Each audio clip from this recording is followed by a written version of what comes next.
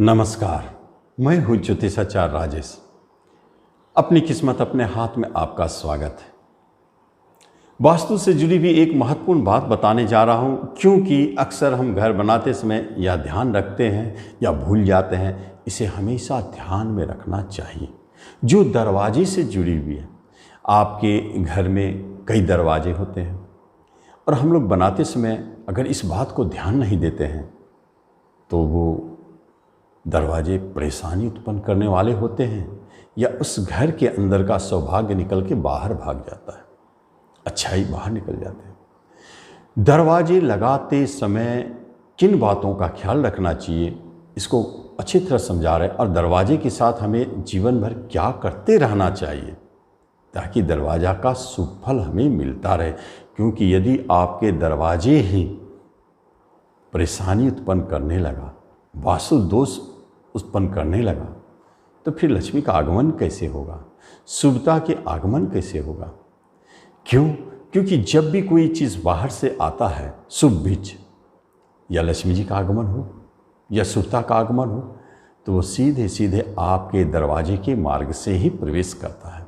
और आपके दरवाजे ही अगर वास्तु दोष में हो तो फिर वह रुक जाता है, आपके सौभाग्य रुक जाते हैं, आपके धन रुक जाते हैं और लक्ष्मी जी का आगमन रुक जाता है। बस कहीं भूल से ऐसी गलती, दो गलतियां हैं जिससे आपको बचना चाहिए। पहली बात तो यह जान ले कि जब भी आप दरवाजे बनवाते हैं तो आपके सारे के सारे दरवाजे आपके कमरे के अंदर की ओर खुलने चाहिए। इसे ध्यान रखें, क्योंकि बाहर की तरफ जब हम खोलते हैं तो वो वास्तु दोष में माना जाता है कि हमारे शुभत्व को रोकने वाला हो जाता है। बाहर खुलना नहीं चाहिए। और दूसरी बात भी बहुत महत्वपूर्ण है, दरवाजे पर आपको नियमित ध्यान देना चाहिए। कभी भी दरवाजे आवाज़ नहीं करना चाहिए। ये जो आवाज़ करता है ये सबसे अशुभ।